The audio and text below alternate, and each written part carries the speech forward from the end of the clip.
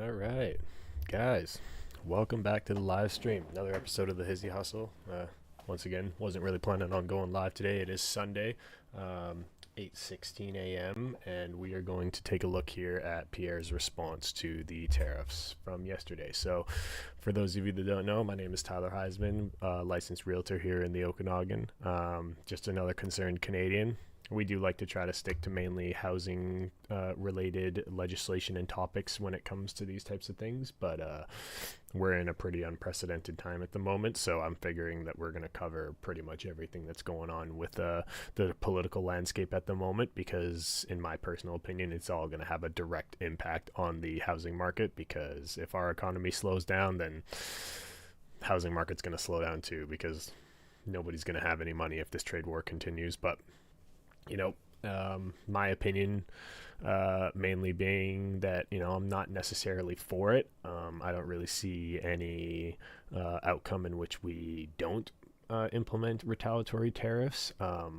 But the main thing is that it seems to me that the main parties of our political landscape are all agreeing, after, of course, we hear what Pierre has to say on this one. And if that's the case, then any elected official or prime minister that we would have would be taking essentially the same route. So, it is what it is, although we're not choosing to let Trudeau start the trade war. From what it sounds like, Pierre would have done it himself anyway. So he just did his whole spiel in French, and now we are going to listen to it again in English.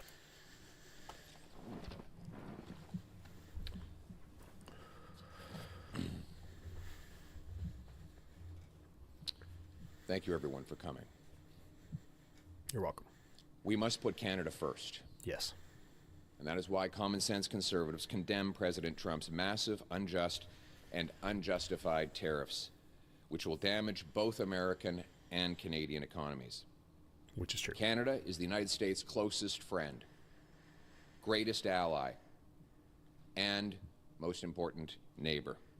We share the longest undefended border. We fought alongside the Americans in 2 world wars, Korea, and Afghanistan, where we lost 158 of our brilliant young men and women to avenge the attacks of 9/11 on New York and Washington. There is no justification whatsoever for these tariffs or this treatment. Canada will never be the 51st state. We are an independent, proud, and strong nation. I'd like to speak first to our American friends.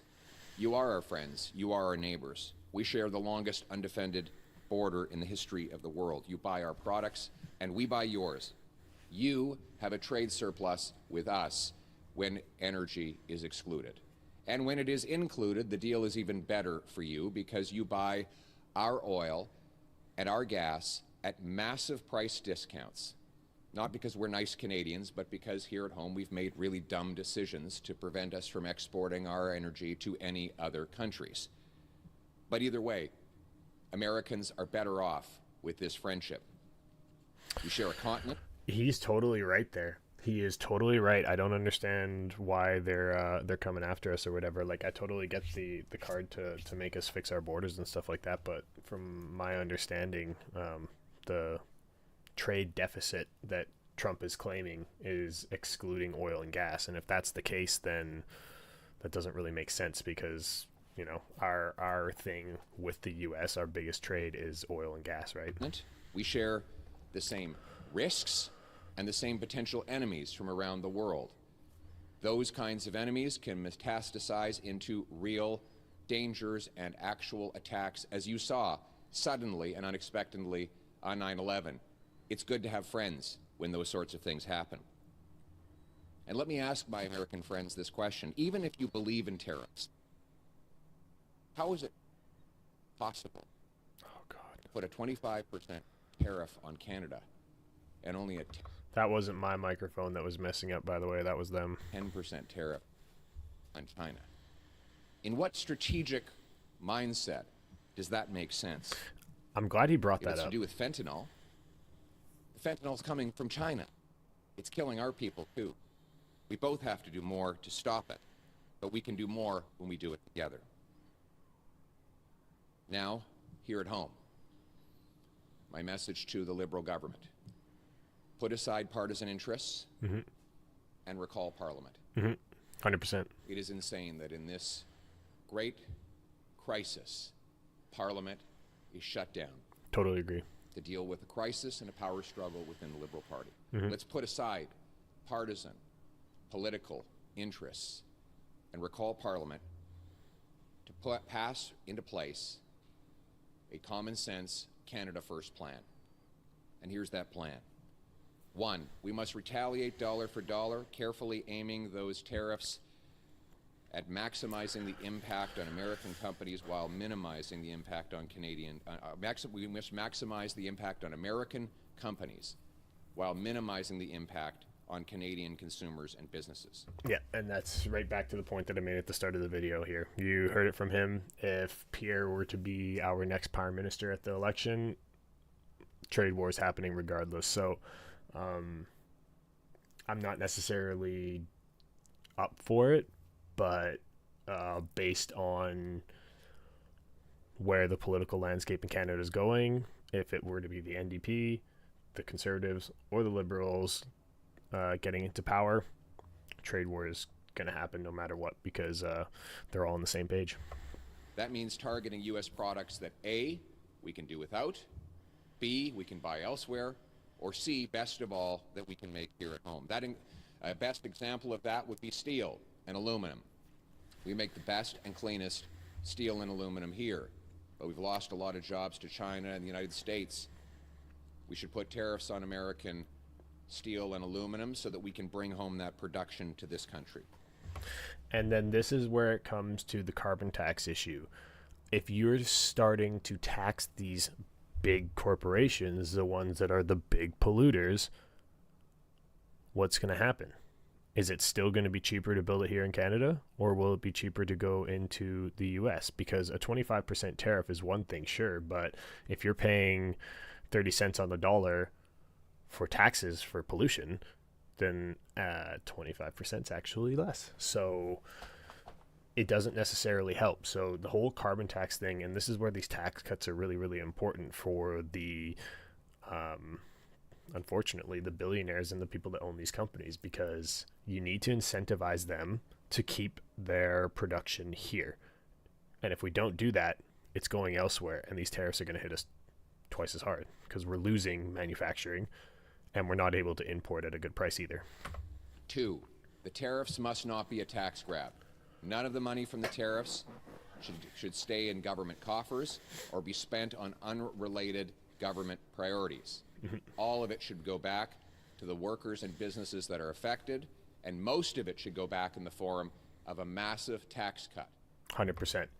100%. If they really want to do something with that carbon tax money, they should take this tariff money and implement it towards carbon or green type of resources or infrastructure and that type of thing, and then use that money as a tax break for the people who would then create those jobs in Canada. And that is why I'm calling for the passage of an immediate emergency bring it home tax cut. The tax cut would be designed to save jobs, create jobs, crush inflation, and boost our economy. We need to cut taxes on work, investment, energy, home building, and making stuff at home. Let's start by axing the Liberal carbon tax and the Liberal capital gains tax hike. They should be the first on the chopping block.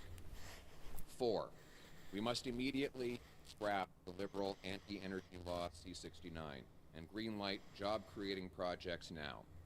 That includes LNG plants, pipelines, mines, factories, all of it. Port expansions. We need all of it so that we can get our products to overseas markets without going through and profiting the United States. 100%. Because the idea that we can reduce our carbon footprint because we're not doing any of this stuff in Canada, but then still outsource it elsewhere to a country that's less green than us, it doesn't make sense, right? So it was insane for us to block our industries before this crisis It is a fatal mistake now.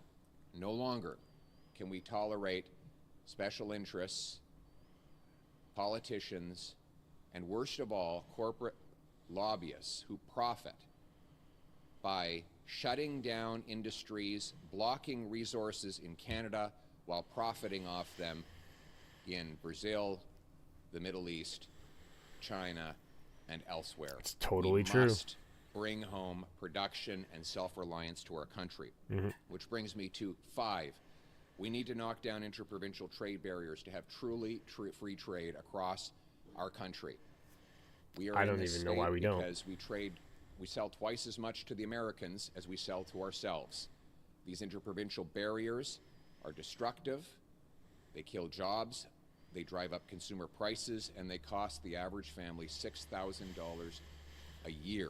Let's knock them down, and let's be a truly free trading economy ourselves.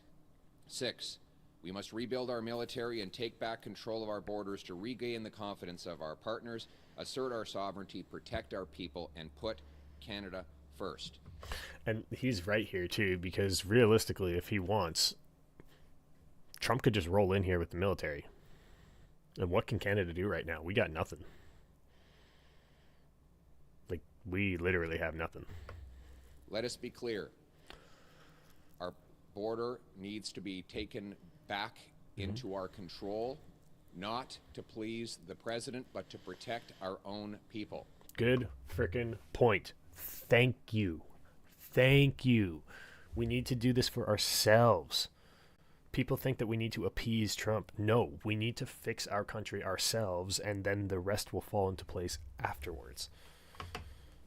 The fact that we have 20,000 to 500,000 people here illegally, according to the government, was a problem before these tariffs. The fact that we've lost 47,000 people to fentanyl overdoses should never have been allowed to happen. We must secure our border to stop the guns that are killing our people. 85% of gun crime is done with illegal guns smuggled over the border. We must secure. And that's the other thing too. Unfortunately, I'm not a gun owner. I don't even have guns, but unfortunately, the people that break the laws with guns are not law-abiding citizens. They're not the ones that have registered firearms, and they don't get their guns legally anyway. So I fully agree with them. All you're doing is now taking away potential protection from people who are law-abiding citizens. For our border, again, to protect our own people and save the lives of our own children. And we must rebuild our military to protect our sovereignty, assert our strength, and keep our nation strong and free. Finally, we must lock arms with American economic interests that favor Canada. The workers and businesses that depend on trade with Canada should be marshaled to pressure the administration to back down. We must go to key states that will be up for grabs in the congressional elections 2 years from now, and let their congressmen and senators know that they will be running on a bad economic record if refinery workers have lost jobs because Canadian oil can no longer make it to them. He is breaking this down really, really well. Like, very, very well. I'm very impressed with this. Or if young families can't buy homes because lumber is even more expensive for home builders. There it is. Back to real estate. All of this has to do with real estate. And if people can't build, that means they're losing their jobs. And if people lose their jobs, it means they can't pay their rent or their mortgage. And if they can't pay their rent or their mortgage, they can't afford to live anymore. And if that's the case, then people are going to have to start panic selling. Market's going to get influenced in most likely a downward trend. Our dollar's going to be worth less. It's just the snowball just keeps rolling. Or families that are already suffering from inflation are paying more for gas because our energy has become more expensive due to American tariffs. We must lock arms with all of those economic interests in the states to build an American coalition against the tariffs and in favor of free trade between our two great countries. Good. As always, we will stand strong with growing confidence We are the second biggest landmass in the world, 41 million brilliant people, the third biggest supply of oil, fifth biggest supply of natural gas, biggest supply of uranium and potash. We have not 1, 2, or 3 coasts. We have, if you include the Great Lakes, we actually have 4 coasts that can take us to tide water. We have the biggest supply of fresh water anywhere on Earth, the 5th biggest supply of water apparently is the one thing that Trump might be coming after us for. And I don't really know what that means, but we got a lot of water and they don't. Farmland. We should be the richest nation on Earth. Huh? These tariffs are a wake-up call that it is time for us to meet our potential.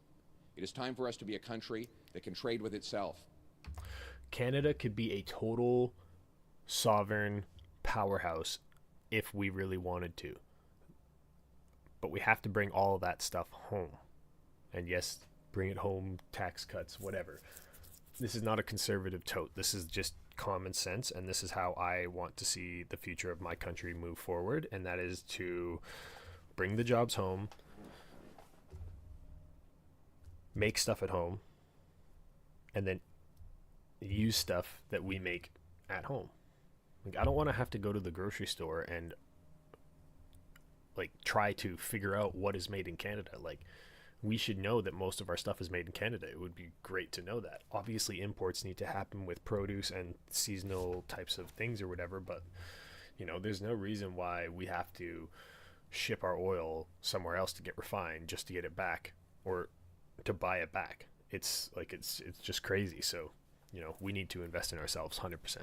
A country that builds homes quickly for its youth. A country that allows entrepreneurs to succeed quickly and profitably so that success is once again rewarded.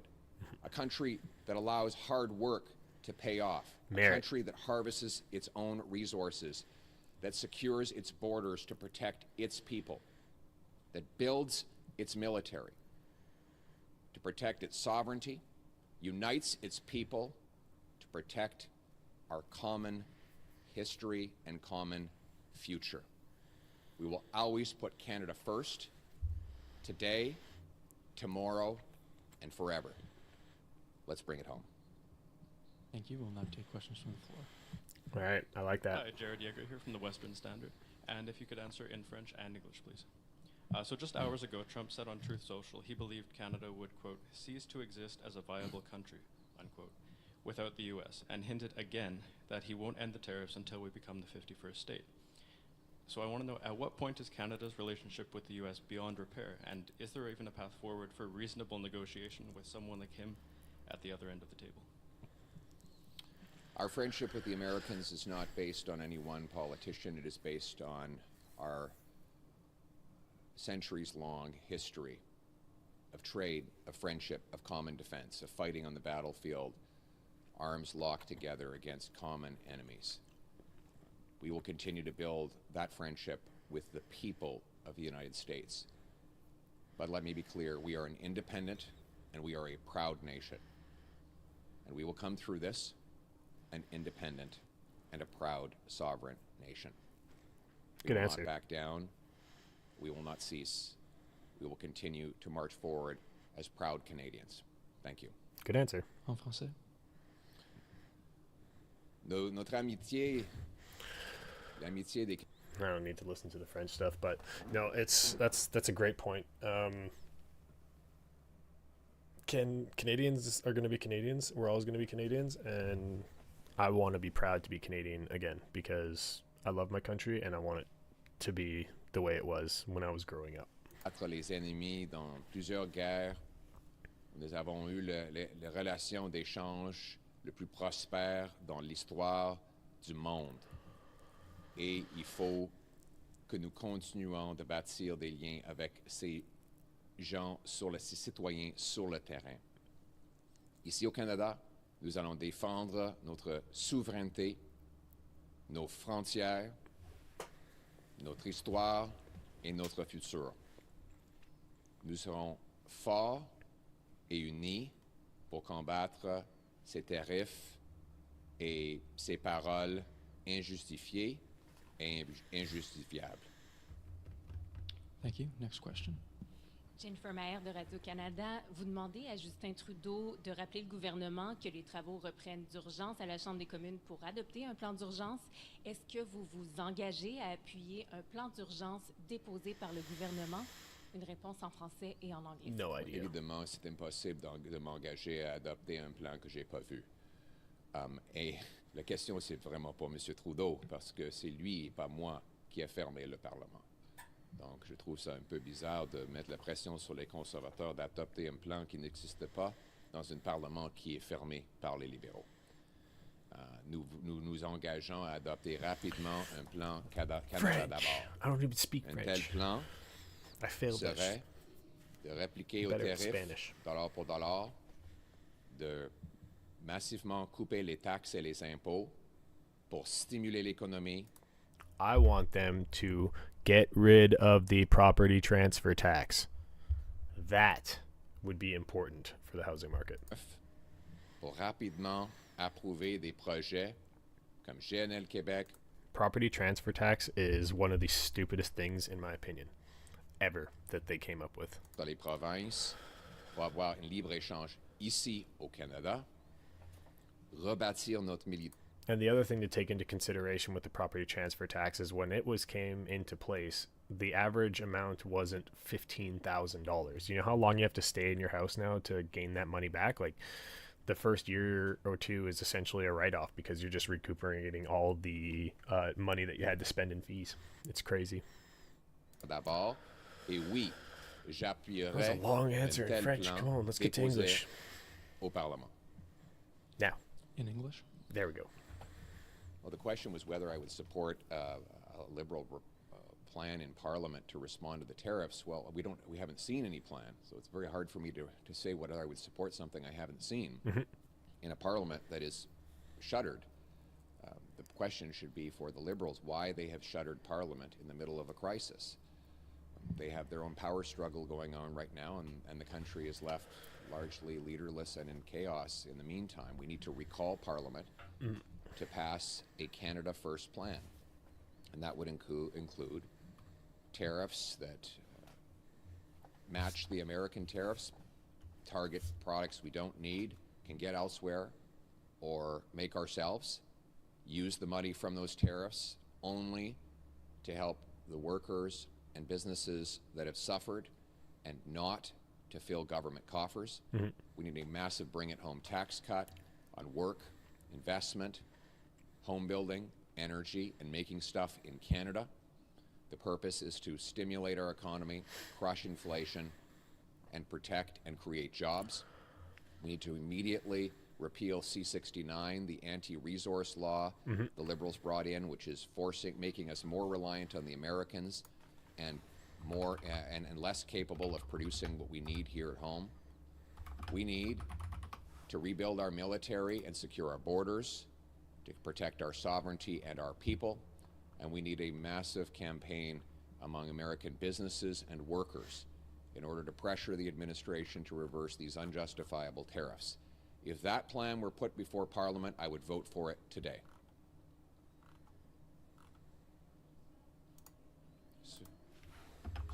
Sorry, who's next? Sorry. I'm being pushed out of luck. Allowed to ask questions now. You have talked about. Sometimes but we I'm like to looking hear for from more local media. specifics. Do you believe the government's promise of $155 billion in counter tariffs is enough? And what would you do differently to get the president to change course? And to clarify your last question, are you saying that you would step aside and not compete for the head of the country to allow us to get through this crisis? Or I'm unclear What? about your answer to the last question. Well, I find Has nothing to do with it. Question here. CBC is asking me to step aside in the next election. It's a very strange request. That is a strange request. Why the heck would you answer or ask a question like that? No, we're not going to suspend democracy. The Canadian people run this country, and they will choose the next prime minister. Thank you very much. Next question. Thank you. Next question. What a Seal from dumb Bloomberg. question. You Sorry. mentioned the economic jeopardy for American refinery workers in your remarks. Is Canada's negotiating position today still weakened without the prospect of restrictions or export taxes on its biggest export by far, energy and crude oil? Well, I think the reason that Justin Trudeau has refused to answer that question And the reason why numerous Quebec leaders have, surprisingly, to some might be surprised to learn, have come out against it is because it's not clear how Western oil would actually make it to Quebec, given that the oil we transport from Western Canada to Quebec goes through the United States, goes down into the States through lines 5 and 9 and back up to Quebec. Of course, Eastern Canada has to import a lot of Eastern American oil because we don't have a transnational pipeline. Furthermore, we don't export any of our natural gas to any country other than the United States because the government here has blocked LNG export plants. So the question then becomes, where else would we export our oil and gas? And I think we're all starting to realize just how absolutely reckless it was for Mr. Carney, Ms. Freeland, Mr. Trudeau to block pipelines and other resource projects that would have made us less reliant on the United States. That Trans-Canada pipeline would have completely changed our stance and our negotiation tactics in this situation, because we would be able to be self-sufficient in our oil processing. And so all of these suggestions of blocking Canadian energy exports have to be followed up with a question. Where else would you sell our resources? Yeah, right, but we have nowhere else to sell it. So that is the question that, these are the questions that have to be answered. So far, the Prime Minister has said that he does not want to divide the country by attacking one industry in one region against the others, and I actually commend him for those remarks, and I agree with him on that. Wow, look at that. All of the party leaders are agreeing with each other on this one. That's crazy. This will be the final question. Final question. True North. Question is, do you believe that tit-for-tat tariffs with the United States could lead to a trade war that Canada cannot win? Yes. I believe we're already in a trade war, and I believe no one will win. I think both Great countries answer. will lose. Yep. And that's my message to our American friends. Why? Why would you want both of our countries to lose a trade war when we have the most successful trading, security, and geographical relationship that any two countries have ever had in the history of the world? 100%. And Why? They benefit so much more from Canada's trade partnership than they hinder. Like, yes, there might be a deficit or whatever, but guaranteed you're making more profit on the tail end of that than you are paying in a deficit. It's not worth it, but we all know Trump. We know how he works, and he's going to do what he said he's going to do, and he has shown us that for the last 2 weeks very, very firmly. Why would you want us to lose, both of us? Because that's what's going to happen. This will make America poorer, weaker, and less safe. Will Canada lose? Of course. Yep. We're both going to lose. So let's stop losing on both sides of the border. Let's hammer out our differences and actually trade more. That would be a winning solution to all of this. And that is the message that I will bring as we put Canada first. Thank you very much. Oh, there it is. Wow. What a crazy day and time that we have going on here in Canada. Oh gosh, I'm going to be glued to the news for the next few days. Tuesday's not going to be fun. We're going to see some serious price increases happening around, but I'm fingers crossed and hopeful that this doesn't get as bad as I think it's going to. So there it is. Hope you guys enjoyed it. Tune in next time for another episode of the Hizzy Hustle, where we dive into whatever the heck it is that's going on in the world or whatnot. Because and for those of you that are curious, I just got a quick point to be made about the Bill C-69. It is primarily focused on a new framework assessing the environmental, social, and economic impacts of the major projects and stronger emphasis on Indigenous engagement through the process. Streamlining process aims to expedite project approvals by setting timeframes for assessment and decision making. Doesn't seem like that's happening.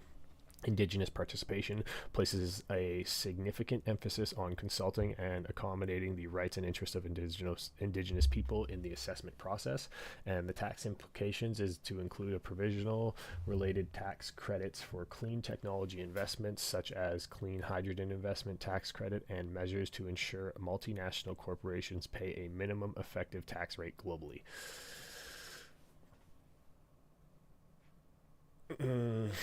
So essentially what they're saying is that people are just going to invest overseas in dirtier oil because it's cheaper. So anyways, that's my take. Hope you guys have a great rest of your Sunday, and try not to feel too anxious about this stuff because there's nothing we can do about it. Take care. See you on the next one. Peace.